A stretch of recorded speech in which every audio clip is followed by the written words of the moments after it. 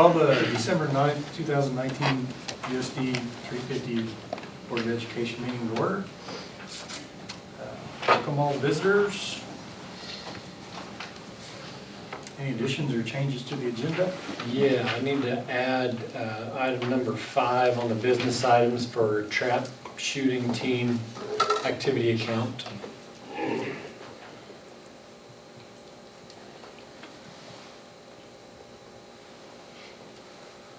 All right. Any other changes? Nope. Entertain a motion to approve as amended. Mr. President, I move the board approve the agenda as amended. Second. It's moved and seconded. The board approved the agenda as amended. All in favor, aye. Aye. Opposed, nay. Motion carried, 7-0. Consent agenda's in front of you. Have nothing unusual to report on the consent agenda. Motion to approve. Mr. President, I move that the board approve the consent agenda as presented. Second. It's moved and seconded. The board approved the consent agenda as presented. All in favor, aye. Aye. Opposed, nay. Motion carried, 7-0. Are there any patron comments this evening? If not, we'll move on to the business agenda. First up, financial audit report. Mark Bauer. Got it, thank you.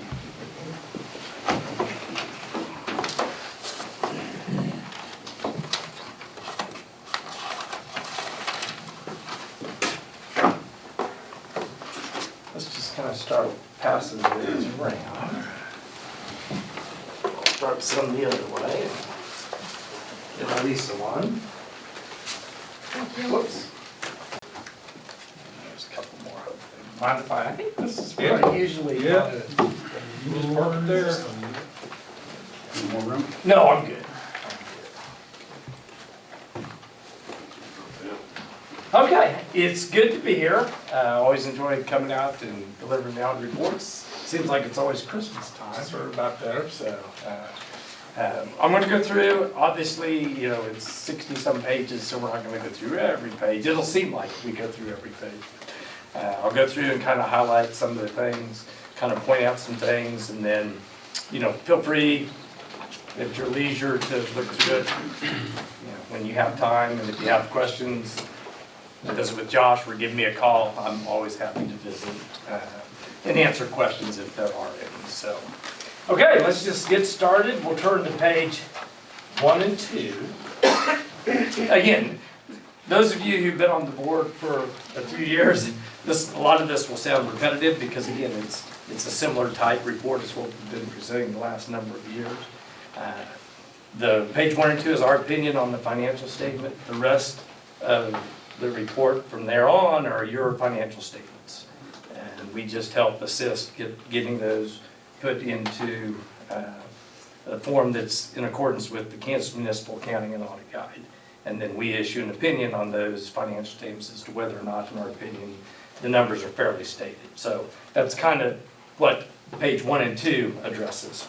So as we go down kind of through that, at the bottom of page 1, and again, this is the same as last year, that you'll notice there's a paragraph in there that talks about that the financial statements are not in accordance with general accepted accounting principles. Okay, that's okay because every year during the organizational meeting, you all adopt what's called a waiver from general accepted accounting principles. It's allowed by Kansas statutes. And what that allows you to do is it allows you to report your financial statements on the same basis, using the same basis of accounting that you use for your budget. So the nice thing about that is, you know, then when we're comparing numbers in your financial statement, they're going to be comparable to how those numbers were derived in your budget. So again, that's very common amongst Kansas municipalities.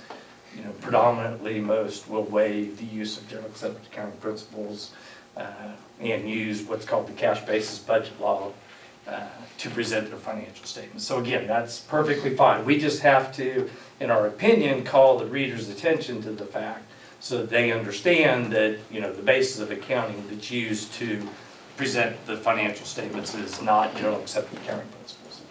Okay, and that's the same as it's been, gosh, for a number of years. Any questions on that? Okay, on the top of page 2, it talks in there about, you know, the financial statements are not in accordance, but on the second paragraph, it talks about an unmodified opinion on the regulatory basis of accounting. You know, we then turn around and say, in our opinion, the financial statements that are presented are fairly presented in all material respects in accordance with the regulatory basis of accounting, which regulatory basis of accounting is the cash basis budget law that you use when you do your budget. So, again, it is a clean, unqualified opinion on the regulatory basis of accounting. Okay? Kind of sounds a little contradictory, but again, they are two different types of things. So, the idea is to just clarify to the readers what the basis of accounting is. The other matters talks about the supplementary information, and I'll show you as we go through where that begins. All that we're saying here is that, you know, there is some additional information that's not required for the basic financial statement that's considered supplementary information. This couple paragraphs is just saying, you know, we have audited that in conjunction with our audit of the financial statements, and that in our opinion, that information is also fairly presented in all material respects in accordance with the regulatory basis of accounting. Okay? And I'll show you as we go through where that information begins. Okay, any questions there? Okay, let's flip over to page 3 and 4. This is the financial statement of the district, and again, if you look at this and compare it to what you had up there in your treasurer's report with the consent agenda, your cash summary report, very comparable format. You know, that kind of mirrors what the actual Kansas Municipal Accounting and Audit Guide format is. This shows all the funds of the district, as does your cash summary report. Shows the beginning unencumbered cash, the receipts for the year, expenditures, which include encumbrances, then an ending unencumbered cash balance. Then we add back the encumbrances to get to what is the cash balance, okay? The couple important columns is obviously that ending unencumbered cash is where you ended up the year as far as cash that you had available and the funds to spend, okay? You know, when we talk about the cash basis budget law, cash basis law says that you will not spend or not in any fund have a negative unencumbered cash balance. That would mean that you violated the cash basis law. So if we kind of scan that column, that ending unencumbered cash column, you know, a negative in that column would indicate potentially a cash basis violation. And again, if you scan that down, you'll see that all of the ending balances are either 0 or positive, which would show compliance with the cash basis law. If you look at that beginning unencumbered cash, and we talked about this last year, you notice there is one fund that has a negative unencumbered cash. And we talked about that last year. That was not considered a cash basis law because it was a grant fund that received reimbursement after the end of the year. Those grant funds, federal grant funds, you have to spend the money first, then request reimbursement, so it's not unusual to have an ending unencumbered cash balance in the red that you are receiving the funding for after the end of the fiscal year, and that is allowable. If you pull out your audit report from last year, you'll notice we addressed that and said that that fund had met the exception and was not considered a cash basis violation. Okay? Questions on that? We'll look at the changes as far as cash balances that when we get back to the graphs. So, and that'll address some of the funds in terms of the trends over the last 5 years. Okay? If we flip on over to page 5, that starts the notes to the financial statement. The way to think of the notes is it just provides additional explanation and analysis of the financial statement. Again, for the benefit of the reader, these are public information. They are filed with the municipal accounting, with the municipal services of the state of Kansas, so they are online available for public review. So again, this just helps explain to somebody who may not be totally familiar with municipal accounting some of the items that are addressed in the financial statement. Like note C, for example, talks about the basis of accounting. That is again a brief explanation of some of the differences between general accepted accounting principles and the regulatory basis of accounting. As we go through, when we looked at that financial statement, we noticed The only asset really presented there is cash, because that's, and for regulatory basis purposes, that's the only asset that we're concerned about for regulatory basis purposes, okay? Not concerned about the value of the buildings and actual equipment. Equipment that you purchase is charged to expenditures in that budget year that you purchased, okay? But again, that kind of explains some of the differences. The other thing to remember, when you're talking about general accepted accounting principles versus regulatory basis, the regulatory basis of accounting is going to be a more conservative presentation than what general accepted accounting principles would be. And what I mean by that is expenditures under regulatory basis of accounting are going to be recognized earlier in the cycle than what they would be under general accepted accounting principles. That's why the state elects to use that basis of accounting for budget purposes, because again, you want to recognize those expenditures as soon as you know about them, so that you don't run into a situation where you do have a cash basis violation. So again, it's more conservative in that those expenditures are recognized sooner in the cycle, okay? Because again, one of the big differences is that is encumbrances, and encumbrances are things that you maybe don't legally owe at the time, but you have either entered into a contract or you've entered a purchase order, approved a purchase order for the purchase of goods or services that, are considered chargeable against your unencumbered cash. And again, the idea there is to recognize that expenditure as soon as possible, so that you don't run into a situation where you overcommit. Okay, does that kind of make some sense? Okay, if we flip on over to the next page, page 7. One of the things we're required to do when we do an audit in accordance with the Kansas Municipal Accounting and Audit Guide is to note compliance with Kansas statutes. Anytime there's an instance where you didn't comply, we're required that you disclose that. A couple items there. Depository security, there's a note right below that, note 4 talks about the deposits. Statutes require that your deposits be adequately secured at all times. Again, either FDIC insurance or with pledged securities. And the bank does a good job of pledging those securities. Sometimes what happens is that, and again, note 4 talks about the pledging at December 30 or at June 30th at the end of the year. It says that all deposits were adequately secured. Okay, but we also tested throughout the year. When you get your tax distribution in January, that's usually a larger period, larger balance of deposits. What happens with school districts, and it's not unusual, that at the end of the month, the district would be secured, but then what happens at the beginning of the month is your state aid for the month comes in and is automatically deposited on the very first day of the month. Then your payroll comes out, along around the middle of the month, so that period of time there until the payroll comes out, there were a couple times during the year that the balances actually exceeded the pledging. I visited with Elisa, we kind of went over that, we talked with, I'm trying to think who the gal's name was, Kristen at the bank, and we kind of talked about that, because again, they do a monthly report that shows those balances compared to the pledging, and at the end of the month, they were always secured. It's just that when that state aid came in at the beginning of the month, Josh and I went over that, we talked with, again, Elise and those kind of what to look for. So it's just something that you need to make sure that the cushion, when you look at that end of the month balance, is going to be adequate to cover that state aid that gets deposited the first of the next month. So, does that make sense? So again, the window of unsecured was small, but again, there was a little window in there. And we've tried to, monitor that, know when we've got a big check coming in, make sure we have that. And we kind of dropped the ball on that a couple of times, and we've agreed that we'll just set those pledge securities that, hey, this is what our maximum is going to be at any point throughout the year, and just leave it at that. We don't have to worry about trying to. Yeah, because again, your balances are going to fluctuate each month, and like we talked, February is always going to be probably the highest, because you get your main tax distribution in January.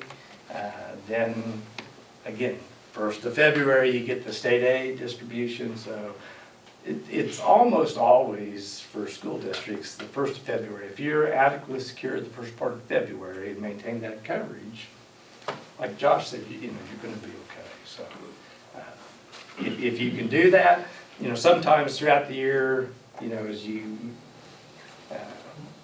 maybe way over secured, and it's okay to release, but just remember to, when that time comes, to get it repledged. So, anything, does that kind of explain?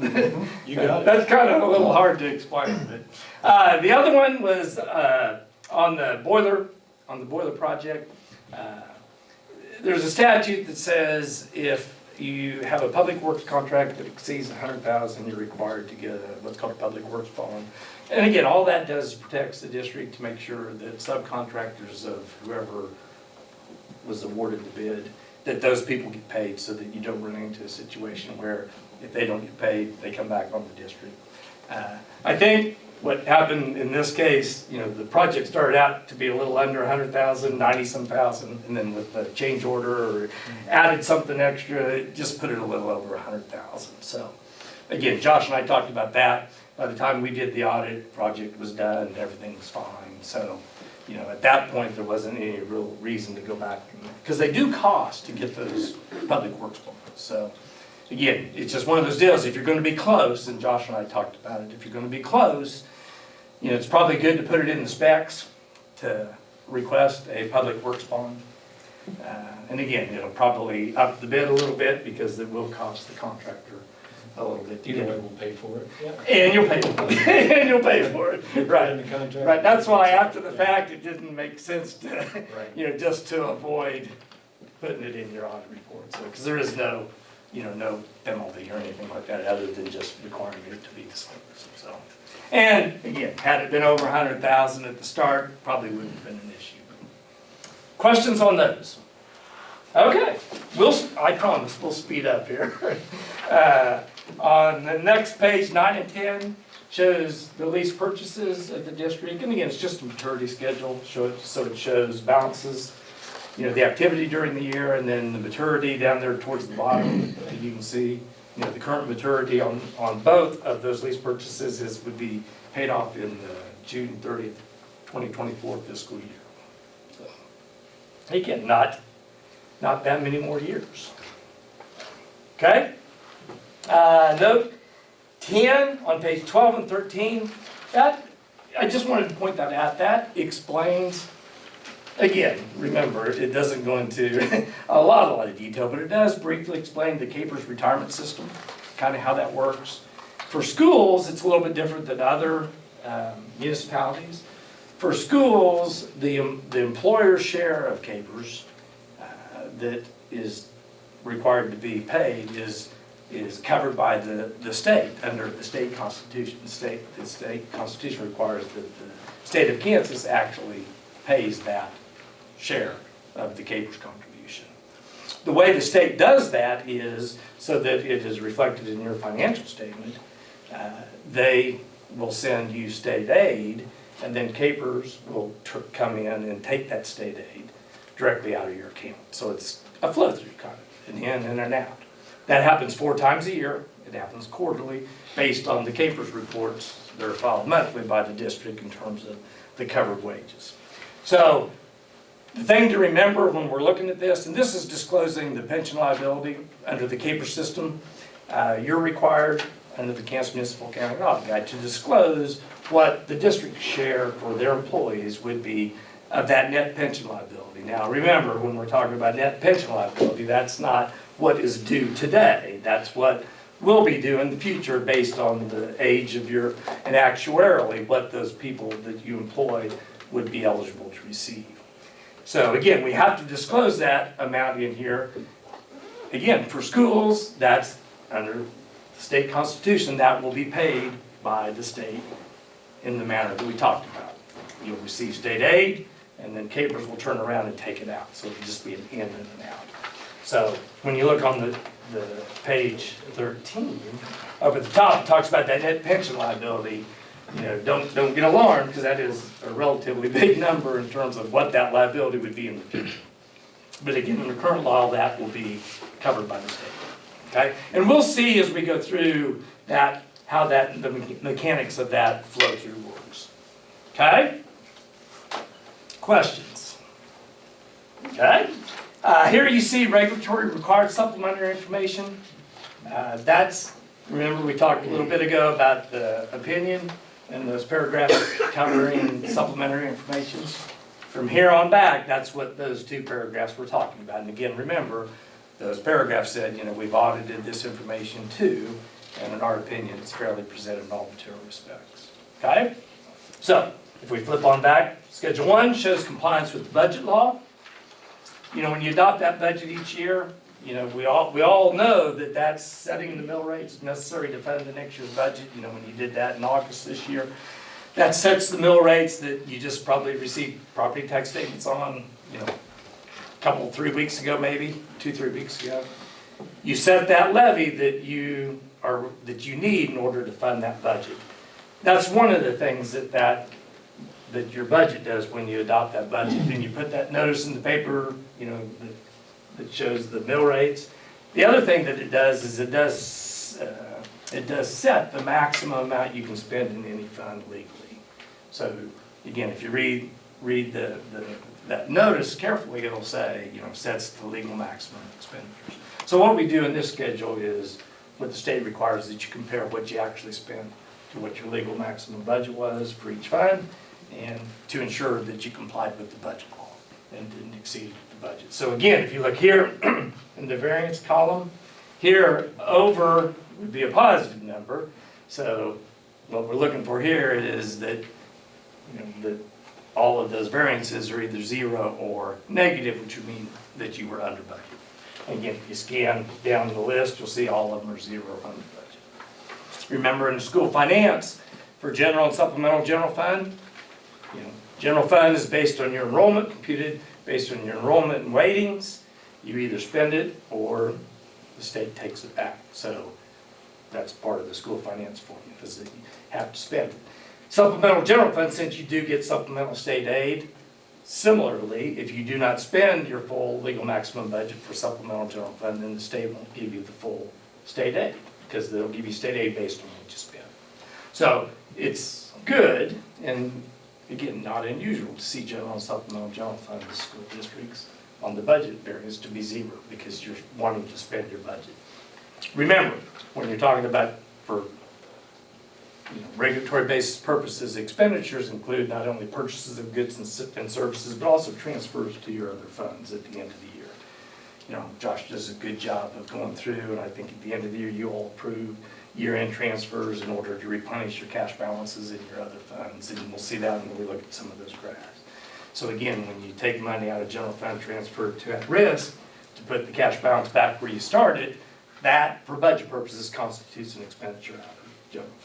So remember, and you'll see, I'll show you a graph too, where it kind of breaks down those expenditures between purchases of goods and services and transfers. Okay? Questions? Josh, feel free to hop in anywhere in here. So the transfers, we don't approve those, they approve me to just do them. Right, you all have that, which is kind of nice, that blanket motion in June that basically authorizes the superintendent and clerk to transfer money in the best interest of the district. Again, it gives them the flexibility, because in June, I don't know if you've ever been in a school district in June, but it's a little hectic. And we could have a meeting on June 30th. You could, yeah. I suppose if they really wanted to. Some districts do. It's about 50-50. Yeah, a lot of them have gone to, just approving it, and then, again, they'll see that in July. Because again, basically you're trying to replenish cash balances. Okay? Okay, now we are going to speed up. The next 30 pages or so, we're not going to go through in detail. That's probably the best news of the night. But what they are is the individual funds of the district. We looked at the overview. Basically, each fund is shown here that was shown in Statement 1, just kind of blown up in its entirety. So it's going to show, line item revenue, line item expenditures. It's going to show prior year actual revenue and expenditures. It's going to show compared to budget line item revenues and expenditures. thing to, again, a couple things to keep in mind when you look at that. Remember, for statutory purposes, the state's concerned about what you spend in total. Remember, we looked at that schedule compared to the budget. That was total expenditures per fund. That's what you're limited to.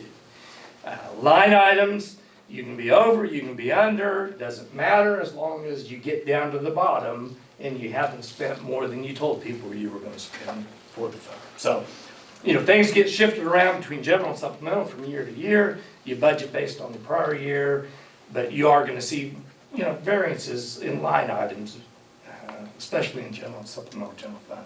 And a lot of the other funds, Josh always budgets, again, remember, it's a legal maximum budget, not necessarily an operating budget. So when you're adopting that budget, remember you're adopting giving you the authority to spend the money you have available.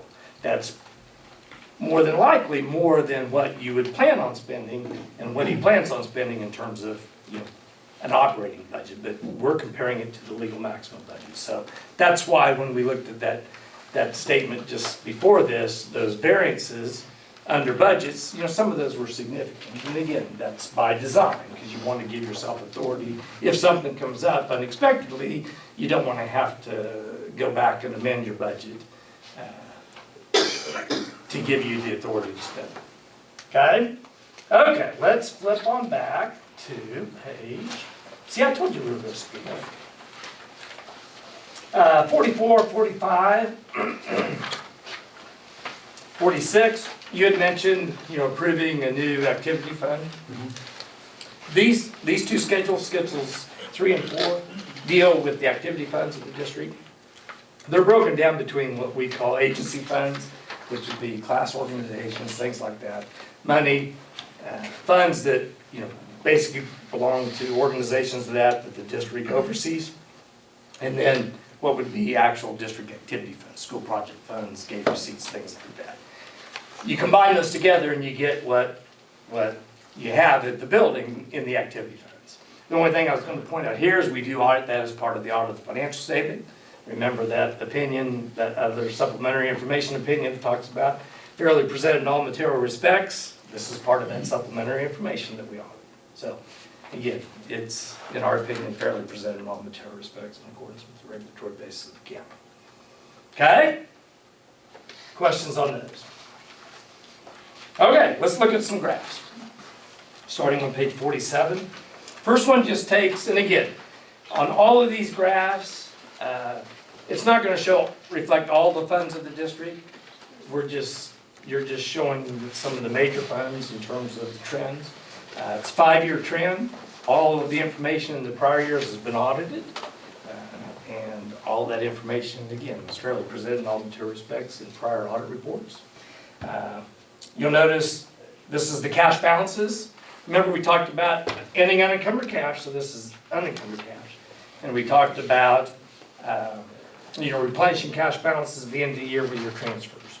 So again, as we kind of look through here, you'll notice most of the funds are going to be, relatively the same as what they were the prior year in terms of, again, that's part of your budget strategy in terms of replenishing cash balances. A couple funds that dropped a little bit, capital outlay was one.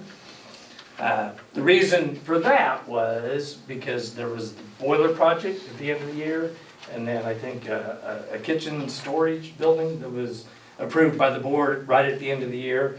Those are what, an example of what we talked about earlier, encumbrances. Even though you hadn't spent the money yet, you had approved the project and signed the agreement, so they would be considered encumbrances. So those two added up to about $116,000.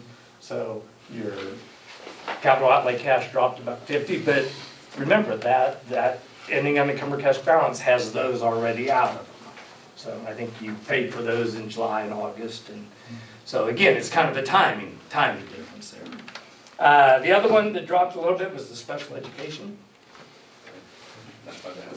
Special education. Yeah, special ed dropped about, let's see, about 56,000, yeah. Again, if you look at your balances, last couple years, it's been up around that, a little less than 200,000 here. It dropped down to 140, $140,000. So again, that's just year-end transfers where you elected to put the money in at the end of the year. You know, in terms of your assessment, that ending cash balance doesn't quite cover your full assessment for the next year, but it covers a good chunk of it. So again, you're still ahead in terms of what you're having to pay, but it did drop a little bit. Did you want to add anything on that, Josh? Just, this is how I presented it. Our cash balance, yeah, we've got all the funds on the graph there, and we look at spendable versus the non-spendable. Right. You know, so those operating funds, basically the total there, the drop over the course of the year was about 40,000. Right, for all funds. Yeah. Because again, you're at Special ed risk. went down 56. Right, at risk went up a little bit. So. But yeah, that's. And again, remember under the new school finance formula enrollment, we're back to looking at enrollment to help compute budget. I don't know, how did your enrollment end up in September? Was it Down a little bit? But for school budget finance purposes, you're using the prior year next year, so, for this year, so we'd be using actually last year's enrollment. And, you know, they have factored in now inflationary increases in the base. So the base has now started to increase, which for 8 or 9, 10 years it did not. So again, that should help, hopefully, in terms of long-range plans. Okay? Any questions there? If we flip on back a couple pages, and again, I'm not going to go through each of these graphs, but the next couple just kind of show the revenue. If you look on page 50-51, that's the breakdown. And again, this is just general and supplemental general fund. That's the breakdown as far as percentages, what percent you receive from the state, what percent you receive locally. Local, you're talking about your local ad valorem property tax. The county sources would be like motor vehicle, wrecked vehicle, commercial vehicle property taxes.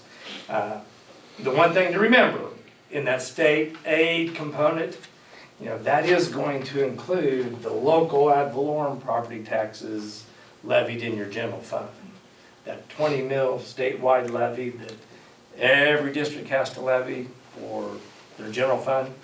That, in the old days, you used to collect that, deposit it in your account, and then that was used in lieu of state aid. A few years ago, they changed that, and now that money gets sent by the county directly to Topeka. They turn around and give it back to you, but it comes back to you in the form of state aid. So that state aid percentage includes that 20 mil levy that is assessed on your local taxpayers, okay? If we turn on over to page 52, there's kind of the breakdown of what makes up the state aid. Now this is all funds, not just general and supplemental general fund. But there you can kind of see, you know, we talked about that CAPERS flow through, the in and the out. You can see that amounted to about $225,000 last year that came in and went out. That's down a little bit from the prior year. That's because the state only made 3 quarterly payments last year in 6/30/19. The year before, they made the 4 that the statute requires. In fiscal year 19, 6/30/19, they only made 3 payments. So again, it was just an in and out, so it didn't affect you all in terms of your ending balances or anything. It's just less money that they flowed through. Parent education went up. That was a new program last year. That was about $25,000 of state aid. And then if you combine your general and supplemental general fund, your state aid there went up about $23,000. So again, the drop in the CAPERS, which doesn't affect you, your parent ed and LOB general fund state aid went up a little bit. So again, that kind of shows you the breakdown between that. Your REAP, yeah, we'll get to that on the federal graph, and we'll talk about that REAP. You know, we talked about that ending unencumbered cash balance at the beginning. That was in the REAP. We'll talk about that in a little bit. Page 53, 54, 55 show the expenditures of the district. Again, general and supplemental general fund by function. So again, if you look at the bar graph on 53, you know, instruction, support services, that's going to be student support services, instructional support services, operation maintenance, transportation, and then your transfers, which again, remember transfers constitute expenditures of your general supplemental. When you throw all those together, you can see from year to year, they don't fluctuate a lot. If we go on the next page, we'll see that as a percentage. And again, you'll notice from year to year, you know, maybe 1% difference from year to year in the different functions. Again, remember, this is just general and supplemental general fund, but, you know, instruction is kind of a focal point, you know, as is at-risk money, but this is general and supplemental general fund. But remember, you know, this is the direct expenditures charged to general and supplemental, that's 42%, 43%, I think it is, 41, 42. But remember, the transfers include transfers to funds that are predominantly instruction, at risk. That's predominantly 100% instruction. Special education is predominantly instruction. So if you want to look at and compute kind of what your total instructional expenditures are for all funds, kind of a rule of thumb would be you add those two parts of the pie together, and that would give you a ballpark-ish of what you're spending percentage-wise instruction. I pulled up your 1920 budget, and it shows 68% in fiscal year 17-18, 67% in 18-19. So there is no magic number. I think the state kind of 65% is kind of a, you know, a target, but again.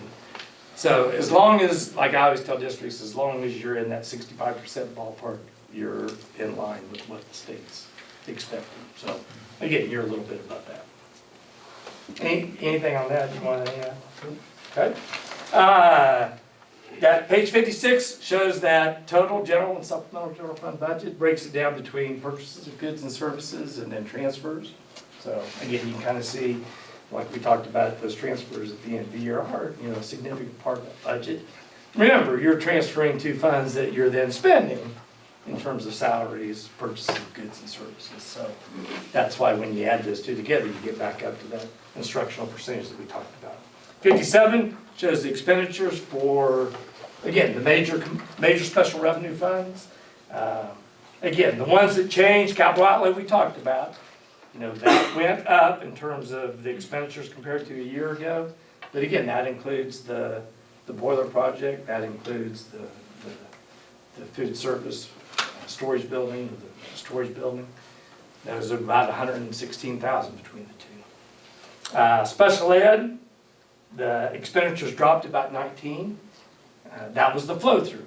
Okay. Unfortunately, I'd like to say your assessment dropped that much, but you know, that's not what's happening in schools. You know, those assessments are continually increasing. But the flow through money did drop, and again, that's computed based on enrollment in state aid that flows through. That's similar to that CAPERS in terms of, you know, you get money from the state as far as for state special ed purposes.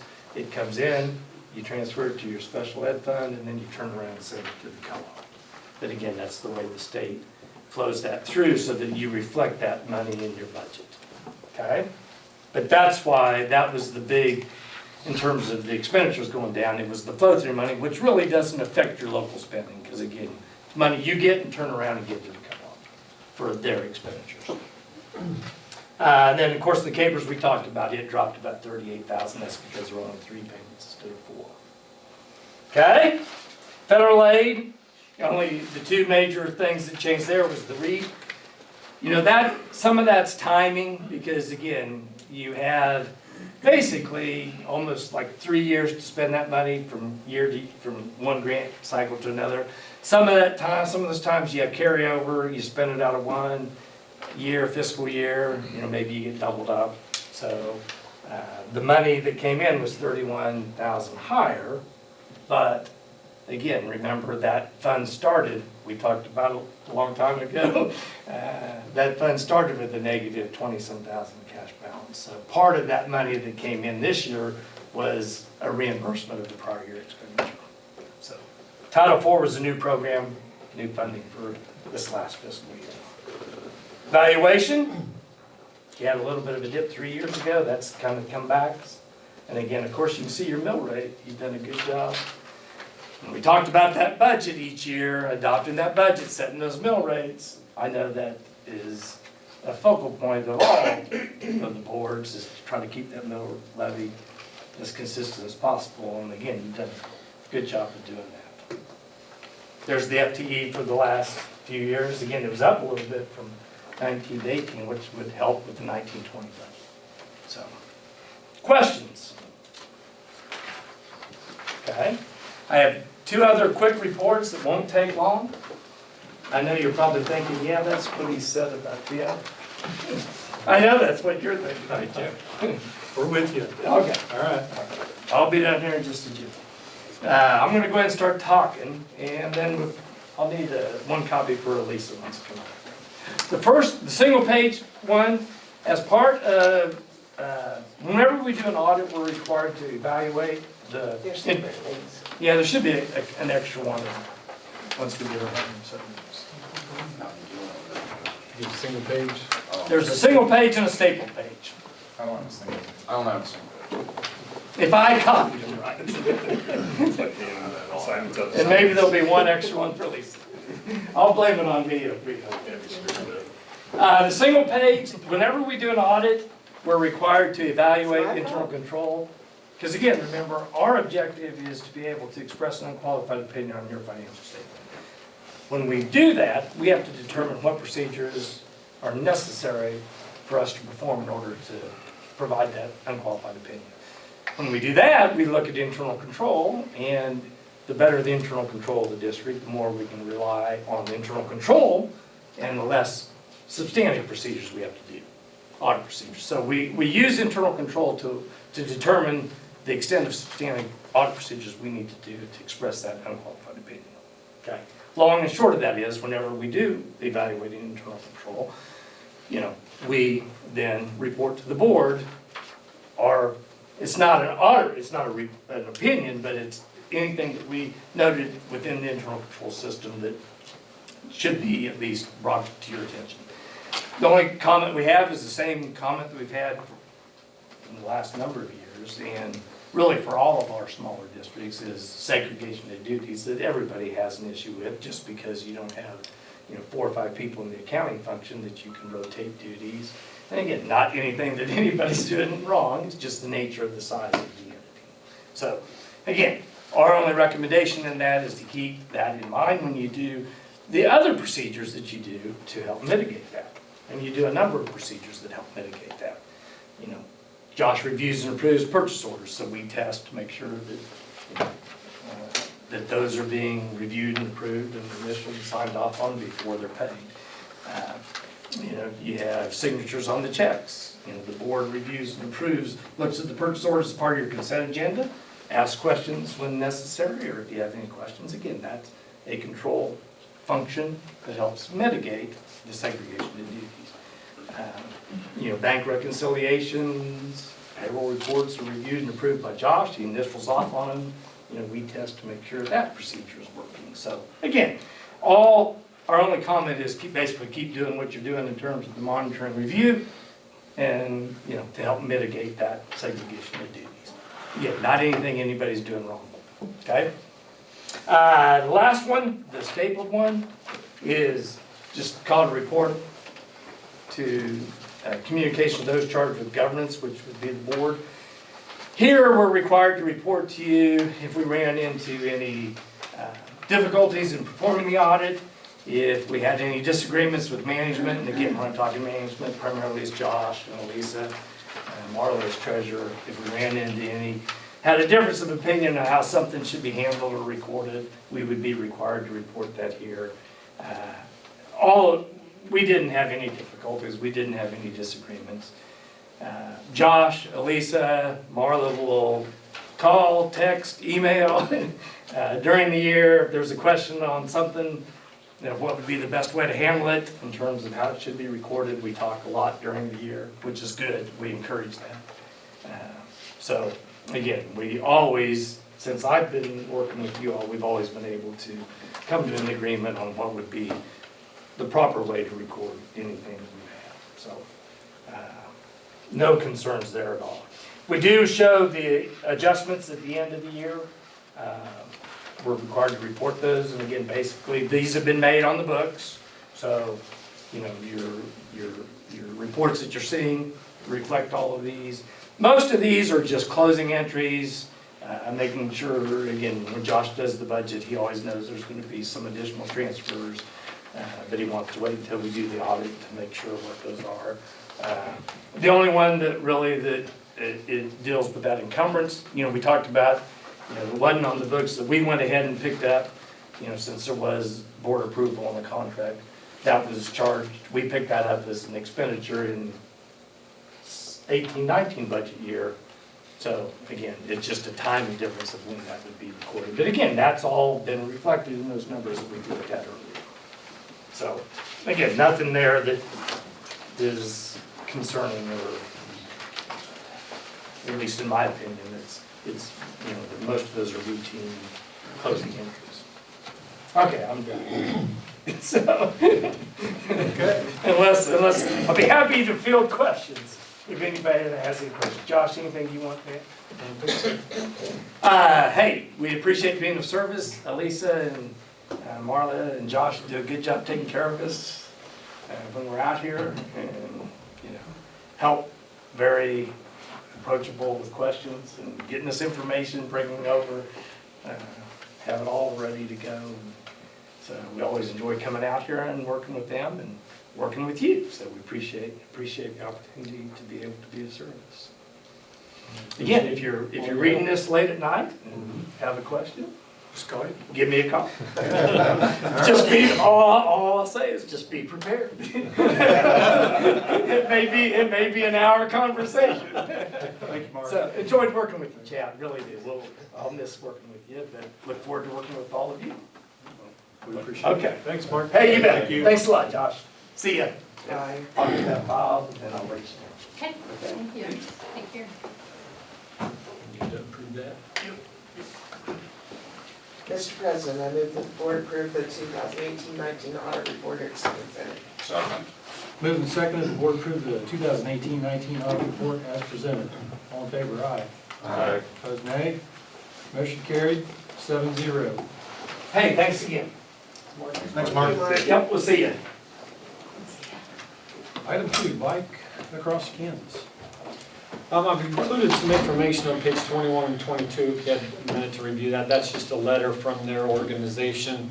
Some ideas of what other cities have done. They're gonna be making a stop, the Bike Across Kansas organization in St. John. That picture's on your, maybe the icon at the bottom right, that red. If you were to see it a little closer, there's a picture, same picture. But they're gonna make a stop June 8th and 9th. So they've requested the use of our facilities, so there'll be people camping out on their practice field and sleeping in the gym, up on the deck, in the hallways, using the locker rooms, the cafeteria. So our groups and organizations will have the opportunity to, sell some food or water, or do some things like that. But our policy is we charge for the use of our facilities. I think this is an awesome highlight to our community. There'll be upwards of 900 people come through. So lots of opportunity for our community to get involved. So my recommendation is to approve the use of the facility. That request form, they filed that with me, is on page 23. So they'd be here at roughly 11 a.m. on Monday the 8th, June 8th, and then they'd be gone by 9 o'clock the next morning. So we may need to shuffle some camp times for Mr. Smith's camps, what's usually going on there. I visited with him about that. They get here that early in the day? Some do.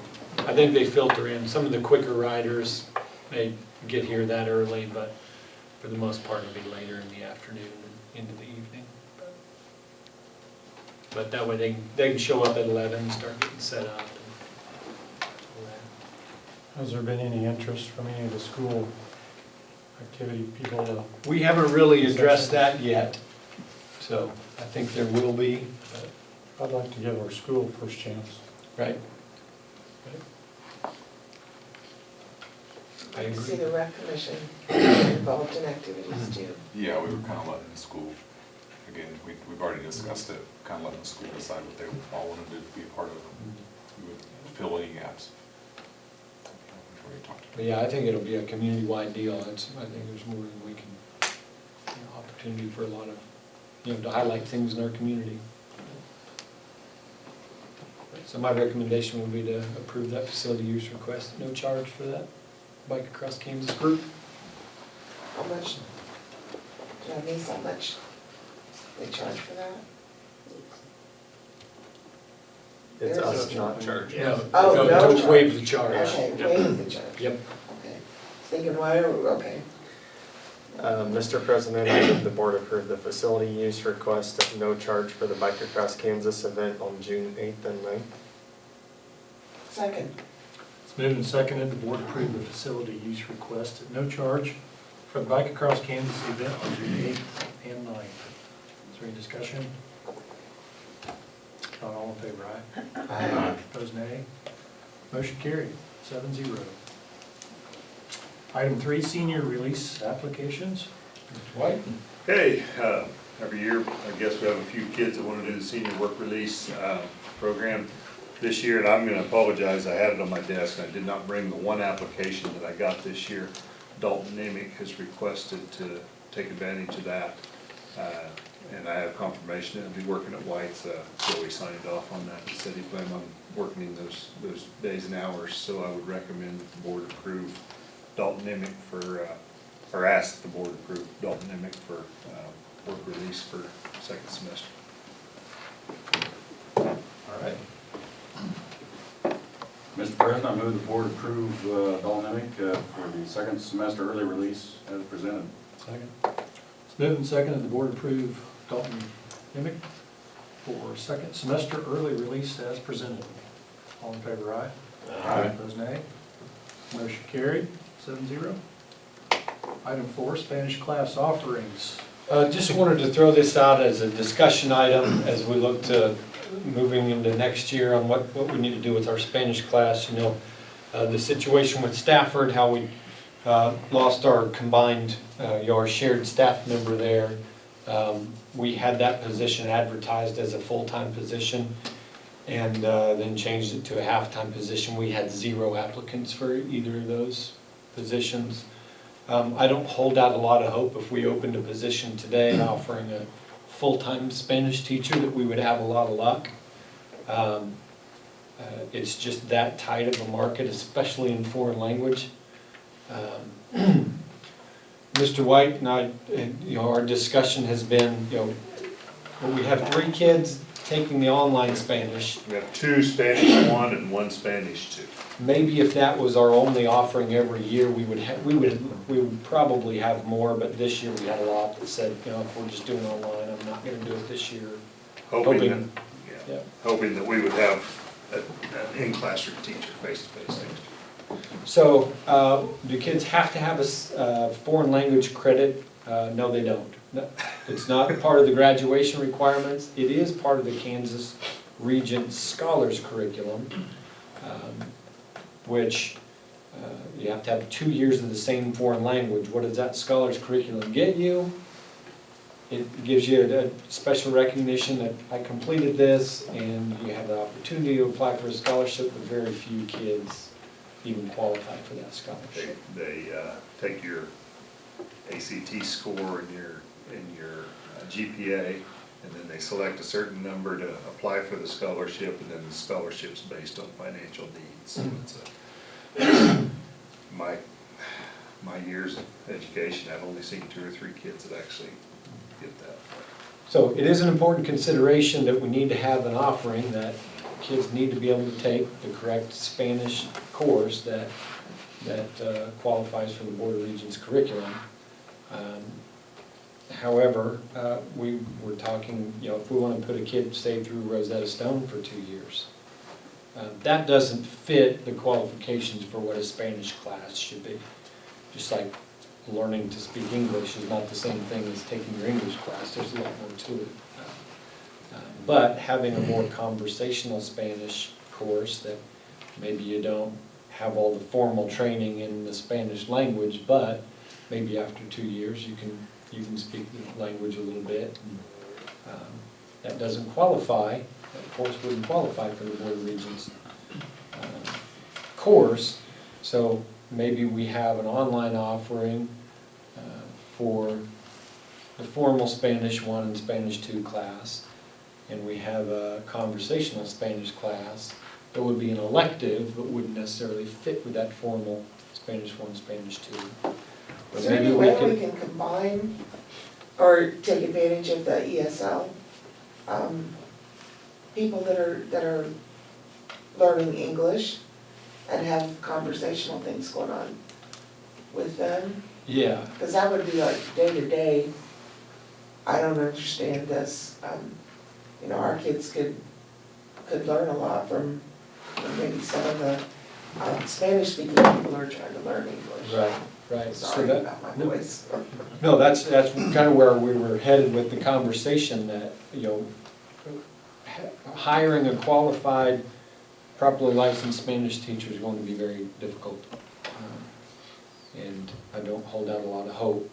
You know, we talked about, could we hire out somebody that's half-time that, half-time something else? Well, you need somebody good for that something else, whatever that is too. But maybe we hire a non-certified person that monitors the kids in their online class and maybe monitors them on that conversational Spanish class with its whatever Rosetta Stone. That's just a popular tool to learn language, and then maybe that person could spend some time in the office with translating documents or interpreting for phone calls, things like that. It wouldn't be a full-time, properly licensed teacher, but our kids would maybe have the opportunity to get more out of a conversational Spanish class, but still have that online piece that frankly isn't very good. But we get the credit on the transcript and. The kids jump through a hoop with the online. Right. That's really what happens. So that's kind of what we're thinking. Any thoughts on any of that?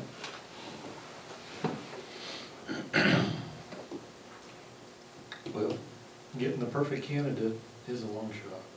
So maybe the hands-on, real-world learning would be the way to go. I like the conversational part, but if we have the online as an option, then if they still want to chase that scholarship, they can still chase it. I like the idea of also putting them in the office to help. That would, I know we have some parents who, sorry. Sorry. Yeah, we do have a challenge with that, yeah, making phone calls sometimes and getting letters sent home in Spanish. So our other option is, I mean, our traditional option is, well, we have a half-time Spanish position available. Find a half-time Spanish teacher, and what they do with the other half of their day, I have no idea. You can maybe share with another district. The pool of candidates is very limited.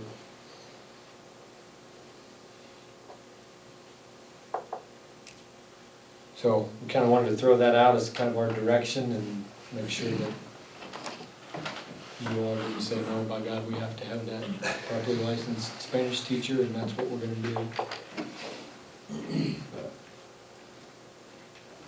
Yeah, we're so hardcore. Yeah. Make ultimatums. Okay, well, we're headed, we'll come up with a recommendation for a position to open here probably in January, February. The other piece of that would be that quite possibly the kid could be in that conversational Spanish for 4 years and just continue to grow instead of just the 2 years where we have Spanish 1 and 2. Right. Because well, you did some research that it takes about 4 years with that time Yeah. to. An hour a day for whatever, 36 weeks. But we wouldn't be limited to Spanish 1 and 2 because we're not worried, it's gonna be an elective, it's not gonna be a foreign language. Yeah, I've worked with them for 15 years, I still can't speak it. I need that conversation.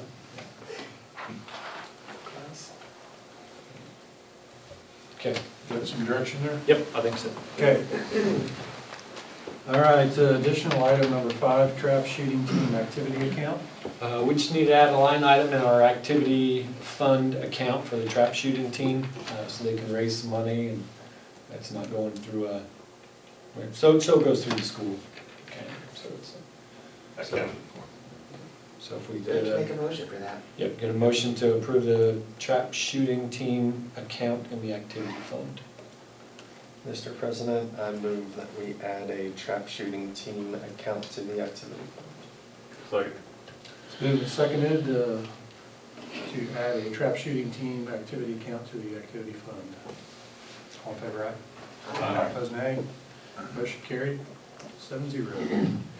All right, on to communications, board member activities and reports. Barry? The elementary program was good this year. It was good to see, they looked at the class counts, that each class got bigger as it went down the list, so it's encouraging. Good. And the risers looked good, nobody fell off the back, they looked safe, so, Yeah, back house. glad PTO did that. Yeah. Good. Vance? I don't think Colin? Nope. Aaron? Nothing. Debbie? I do, but I don't know that my voice is gonna last. We had a presentation from, well, every meeting now, we're gonna be having a presentation. But in addition to that, we also talked about the difficulty in recruiting. We're still, 3 professional positions missing. And they've gone to 6 or 7 different recruiting programs. Haskins needs a lot of work. So they're continuing to look at other options, whether they're gonna spend the money to fix up Haskins or look at other locations for housing that program. And I know that's gonna be a budget item that comes up, probably, what do you think? 6 to 8 months from now? Yeah. I think it'll take that long. And they're also looking for another location for the life skills program. They have a house right now, which is very successful, but it's not centrally located for everyone. And if we get more students who are ready to go into that, it's mostly the kids that are like 18 to 21. It is a house, so they are learning the household skills and cooking and laundry and all those things. But one house, I completely forgot where it's at. It's Kiowa County, I think, isn't it? Anyway, there's only the one. So if there were kids from here that wanted to do that, that's an awful long trip every day. So they're looking for something else closer for a second one. There's no talk about opening a second building like Haskins when we lost Sharon Springs a couple of years ago, but yeah, Haskins needs some major repairs. And then we also did an evaluation of the director, which was very, very difficult because he's only been there, 5 months, but we had that evaluation. That's what we did. And our meeting, if anybody wants to go in my place, it'll be at 8 o'clock Monday in Pratt. I don't see any hands popping up. Okay. I think I'll probably be attended by, yeah, I'm gonna do that later. Oh, no, I did wanna say too, Adam, thank you and your class for the extra things you did. I've already gotten, when I switched cars, I finally had a front license plate place to put my plate, but I also have heard really positive comments about the cutting boards and spoons.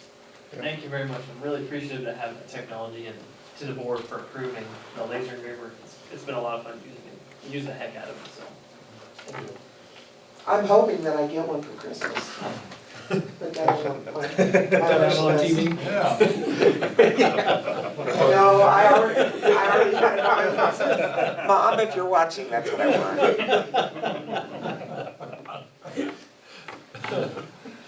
Okay. Thank you, Debbie. Carl? I too attend the elementary music program, and Mrs. and I did a great job, and I think, was it Pam Turner accompanying her? Yeah, I appreciate her there too, and I don't know how she keeps all them kids corralled and focused, but it was awesome. She done a great job. Good program. She also had David put the kindergarten Christmas carolers from last Friday on YouTube today. And that was really cute. She had them learn 3 songs. Yeah. For kindergartners, that's really good. All right. I want to thank Lisa and Josh and Blaine for putting on that little reception for me. Really appreciated that. And just want to say it's been a pleasure serving with all of you. I'd like to welcome Raymond to the board here next month, and I'm anxious to see where you all take it from here. And, you know, got a great board, great administration, a lot of pride in this school. So, thank you, everyone. Thanks for serving. Thank you. Administrative reports, Mr. White. I thought we had our post-secondary visits complete. Lisa told me the other day that she thinks she's gonna schedule a couple more next spring, but if you guys don't know what those are, every grade level goes to some college, VOTEC, and kind of just gets a chance to walk on campus to be familiar with it. And it's kind of a pain to schedule around, but it's 100% worth it for the kids, so that they have those just different experiences for post-secondary and what they might do. So hopefully we can continue to do that, but a lot of good things happen there, and I appreciate Lisa arranging those. On October 29th, we administered the pre-ACT, and this year with the state's budget, they agreed to pay for every freshman in Kansas to have that pre-ACT. Just got those reports back. Haven't really broken down the scores yet. Preliminarily, they look about like what we would expect that they would, but I think it'll give us some good data to see what areas we need to look at and prepare for when they take it as juniors. And with that, if you remember last year, we gave the work keys, which is kind of a career and technical test that's given by ACT, and the ACT, again, paid for by the state through the budget. So all of our juniors will take that. They'll take the ACT on February 25th and the work keys on February 26th. I'm still not sure why they don't spread those apart, so you don't have kids testing 2 days in a row. That's the days we have to give them. Some of you guys probably saw Facebook posts and stuff. AJ Miller signed with Tabor the other day. It's exciting for him, but also, you know, Trevor Tanner signed with John Deere Tech Program. And Trevor came to me and asked if it was even reasonable for him to have a signing like you do sports. I'm all about that. So if we have kids who want that and are going into other fields, whether it's military or whatever, hopefully we see more signing days for those kids and celebrate when they make those decisions. That John Deere program it's an amazing program for them to go through. He'll go through school free, get a set of tools out of the deal, and be guaranteed a job. It's kind of hard to beat if you're into that, I guess. So, and he is. Band and choir on the 19th of December. Would like to invite you all. I do think that just from what I've seen through last year and this year, I think our fine arts programs are on the rise. I will say that if the junior high band screws up, it's because I had to sub for Mr. Knight one day. And I tried to direct them, and I didn't know the arm movements all meant something. So anyway, he walked back in and said, "Stop!" So I may have messed that whole deal up for him. But anyway, I think they always put on good shows, so I hope you guys can make it there. Our winter sports and activities are all underway now. Band and vocal performed at Dodge City at KMEA Saturday. From what I've heard, was an outstanding performance. One of our seniors said it was the best experience that she'd had as far as performing at one of those before. So basketball, we've had junior high going, but we kicked off our high school basketball season Friday at Stafford, and tomorrow afternoon at 2 o'clock, our girls play in the Katy Classic and the boys play right after that. So we'll really start rolling on basketball season. We are co-opted with Stafford for wrestling. We sent some kids over. As of today, we have 4 wrestlers because we have one more who went and tried. Mason Gunter, Connor Murphy, and Cade McCandless have been doing it, and Dylan Reed decided that he was going to go over today. So it's a good opportunity for them, and I know they appreciate the board approving that, allowing them to go do that just to have another opportunity. And we also have Scholars Bowl that's participating and traveling. We hosted our home Scholars Bowl meet last week, and it went off well. We do have a moratorium on sports practices from December 22nd to 26th. That's CASA required. No coaches, no sports. We'll just keep people out of the gyms during those times. And we were officially accepted. I got all the paperwork turned in and everything for the spring trap shooting season, so we will officially be a part of that. I've had a lot of people contact me and in full support of that, so kind of excited about that. On the administrative part, we do a lot with the trauma informed with our kids, or with our teachers. It's all about trying to find that connection with kids. We filled out some stuff that the staff has filled out. It's called a student risk screening scale, trying to identify those students that might be at risk of not graduating or not being successful at various things early on, so that we can catch them and figure out a way to make it happen. One of the things I did last year, and I will continue to do, I'm sending what I call a relationship survey or a connection survey out to all of the students, to ask them, if you had a problem in life, what adult at the school or what adults would you go to talk about it? And my goal there is to find out who doesn't have anybody that they can talk to, and then as a staff figure out how do we make that kid comfortable with us and trust us. Because research shows that when a student has 2 or 3 adults at a school that they feel comfortable going to with a private matter, they're a lot more likely to overcome the hardships and trauma. So that will be something we focus on. We'll pull that data all together and see, our student risks, the ones that showed high risk, are they the same ones that say they don't really trust anybody at school? And now, how are we going to move the needle for those kids? How are we going to get them going? So that is something I'll be doing with kids.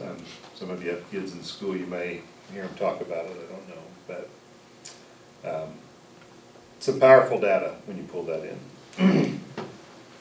December 20th is our last day of school. It's been a pretty good semester. We have 9 days left of class. It's kind of hard to believe, but here we are at the end of the semester. And with that, I would wish you all a Merry Christmas, Happy New Year. Any questions? Okay, thank you, Mr. Wade. Yeah. You talk long enough, nobody asks questions. That's what I learned from the auditor. Okay, I've got several items here. I'll try to be brief on a lot of these, so if we need more detail, speak up, or I'll try to update you a little more on the Friday notes as we move along. But house remodel project, something we're looking at. This is separate from the K-State project that we're looking at being a small part of this year. A house nearby came up for sale, and I thought, man, maybe we could get a hold of that house and have our kids in the shop class remodel. And Adam said, well, I got another house, might be a potential. So we went and looked at one. Blaine and Adam and I went over and looked at a house, and there's potential there to have block off, maybe a morning where we have 4 class periods that are just that house remodel project, and kids go in and got a house, redo the plumbing, redo the electrical. We'll need some help from some contractors, but Adam's been through some of that himself, so I feel pretty confident in his abilities. So maybe it takes 2-3 years to do it. How do we pay for it? I don't know. So we just really started talking about this last week, so I just wanted to throw that out. That's something we're looking at. I think would be a positive thing for our kids, and even if they're not going into a construction trade for their career, it'd be good knowledge for everybody to have. they're gonna own or rent a home at some point in their lives, so. Lisa Cornwell and Carolyn Dunn they're on, looking at some funding for us. You know, this would be one of those things that maybe we remodel it, and if we can sell it, if we could sell it for what we have in it, I'd call that a success. And even if it cost us $10,000-$20,000 over 2-3 years, that's an expense that our kids were part of a good project. So just a concept idea right now, but there's some definite potential there, and I think Adam's excited about some potential there. So. I'm still young, so. Saturday, I went to the KSB conference. I was gonna go Friday as well, but I couldn't leave. We had the library stuff going, so a lot of good information there. Bond issue discussions and dealing with tough kids and engagement surveys. We may look at one through Gallup. Encourage y'all to go. I told y'all or I told some people that you know, Great Bend and Ellenwood both had all their board members go. So we maybe need to step it up next year. They went to the Scotch that eat. Is that an option for us too? They what? They went to the Scotch to eat that night. Is that Oh. an option for us? You gotta step it up a little on the Okay, I incentive. might have to find some more room in the budget. But anyway, I'd encourage you to try to get to one of those at some point if you can. It's a good conference. The Music Risers, the PTO covered the cost of that. That was upwards of $10,000 for those. It's hard to believe they cost that much, but they're quiet and they're safe and they're going to last. You know, they're warranted for 15 years, so full warranty. So they're going to last 20, 30 years. So it's a good investment. Our 4th through 6th grade concert is tomorrow at 7, so if you can come to that, great. One item that's not on here, dyslexia. The Kansas State Board of Education has come up with some recommendations on dyslexia. That's one of those things it's a tough thing to deal with, and I'm not sure that we've done a good job in public education in Kansas addressing that issue. It's just hard to understand a lot of the things that you do for kids with dyslexia. You do for kids that may not have dyslexia but have a hard time reading. So it's the same things, but sometimes we don't say, well, that's dyslexia, so we're doing X, Y, and Z for that kid.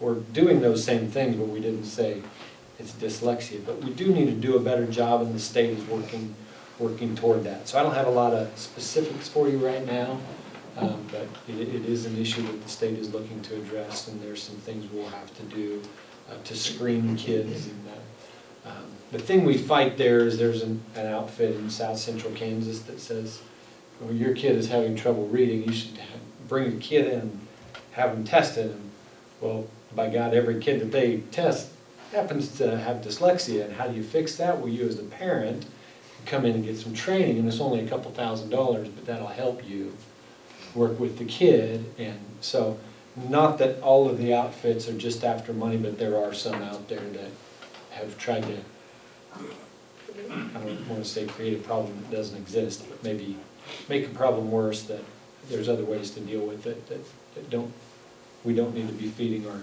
for-profit industries some money for that, but that is an issue that we're going to need to deal with. Kansans Can Star Recognition. If you remember several years back going to gyms around the state, or a commons area in another school, and maybe we had them here, I don't know, you'd see a Standard of Excellence banner for state assessments. We did really well. We had those at other schools I've been at, and we celebrated those successes. That all kind of went away. We just stopped focusing so much on math and reading tests. That was a good thing. So the state is looking at, or they have added a new recognition to recognize successes. So here is our successes right here. For post-secondary effectiveness, we received the bronze rating. This is on last year's data. Graduation, copper, and we received the Commissioner's Award. What does all that mean? Well, I've included more information on 27 and 28, pages 27 and 28. So just real quick, what do they look at? So the Commissioner's Award is if we're looking at that post-secondary effectiveness rate. We've talked about that. Does that sound familiar? 2 years out, are we still in school? Are we successful? Did we graduate, get a certificate? If we're doing better than, based on our population, we're predicted to, we get the Commissioner's Award if it's above a certain level. So then we fit into that, we receive that award. Based on data, we're supposed to have 46%, I don't know if that's the right number, but of our kids successful. In post-secondary, we're at like 52, something like that. So we're better than they predict we would be, we receive the Commissioner's Award. Post-secondary success, academic preparation, that's really just state assessments. Math, English language arts, and science. If we're better than the state average, there's the copper. If we're above 50%, that's bronze, and so on. So if we have kids scoring at a certain level there. It's a positive thing, I think, but it's still, there's going to be some districts that will never be above the state average, ever, no matter what they do. They may increase 20%, and they're still below the state average. So take it for what it's worth. I think it's a positive thing in some regards. Graduation rate, what is your average, and you're awarded a level based on that. And then the post-secondary effectiveness, where do you fit in that range? So that's those star recognitions. So what we do with that, do we want to put up banners? Do we want to have an ice cream party? I don't know that we want to do any of that. This is really very new information. So this will go out to the public, I think maybe in January, and there will be a whole report with a lot of other data on it as well. So that's a new thing for this year. Our Dean Wade recognition, our plan was just, we're going to have a case built and all the stuff go in it.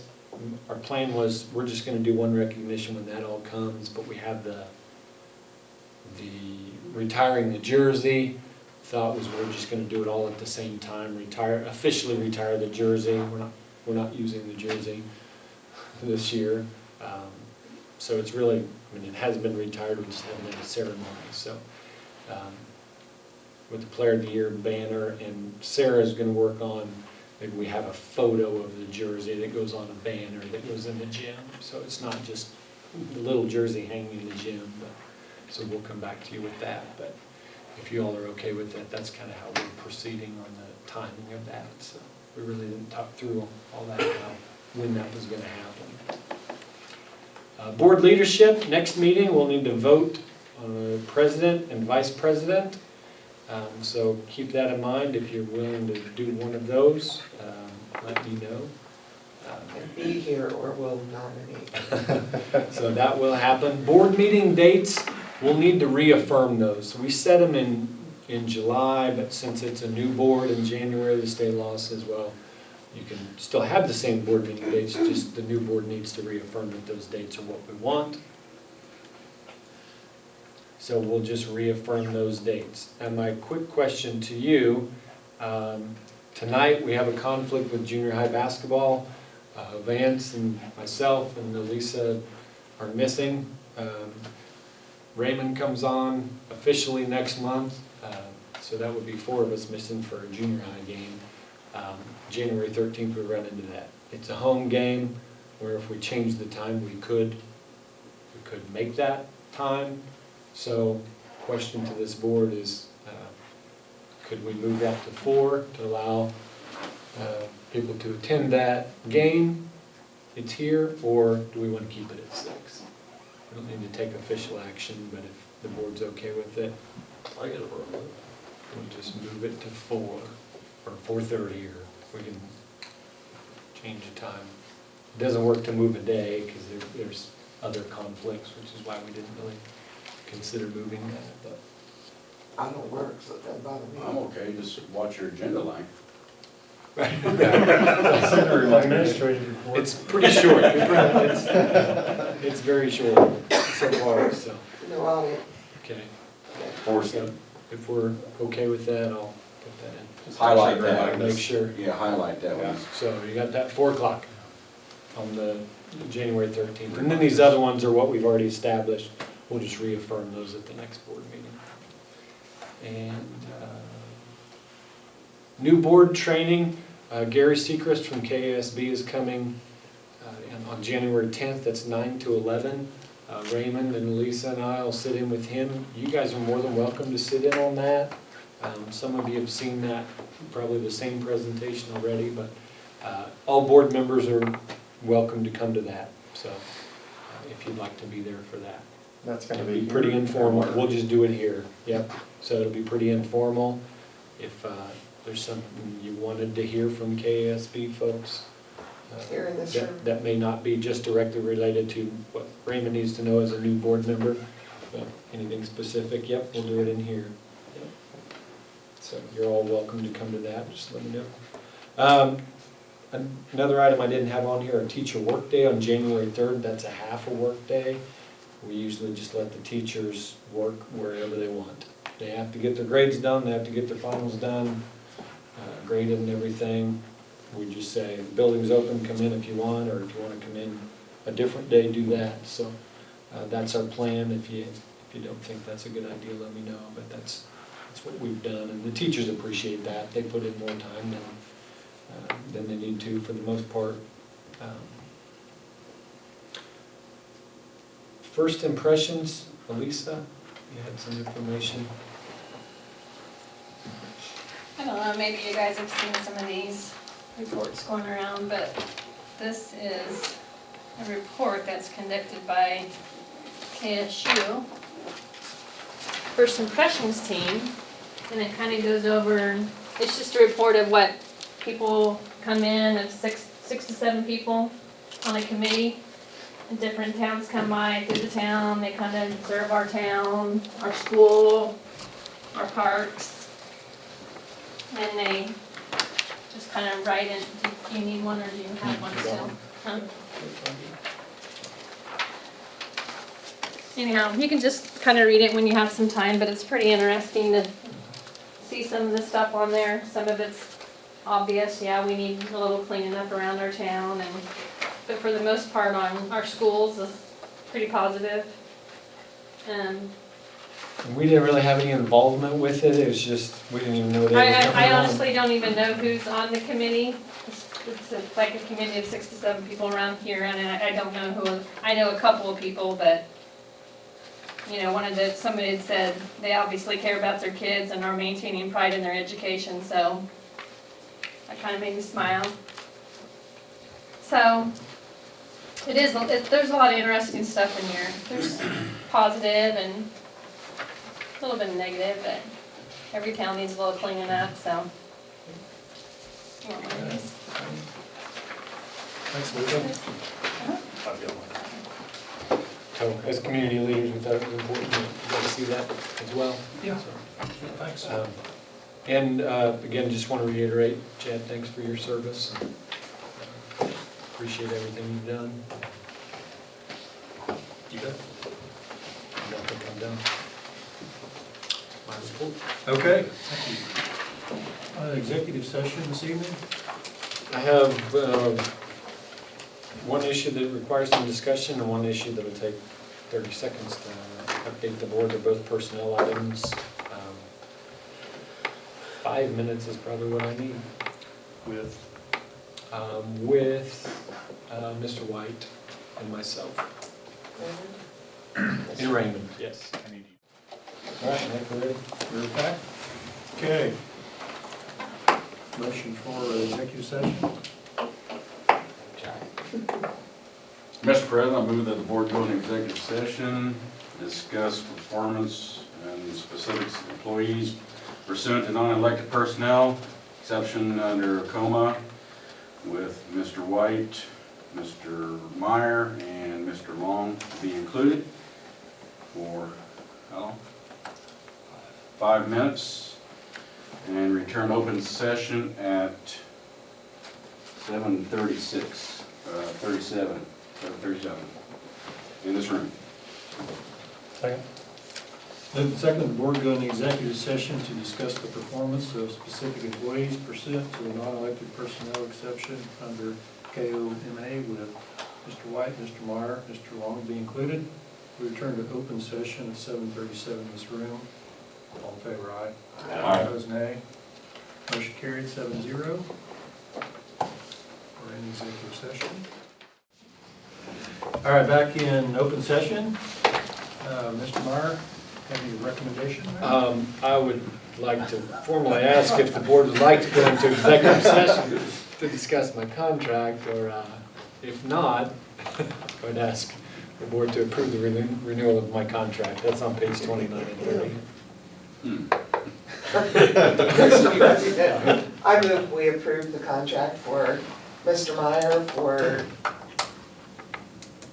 2000 to 2002, is that right? Renewal. The renewal. Yep. Second. It's moved and seconded to approve the superintendent contract renewal. All in favor, aye. Aye. Opposed, nay. Motion carried, 7-0.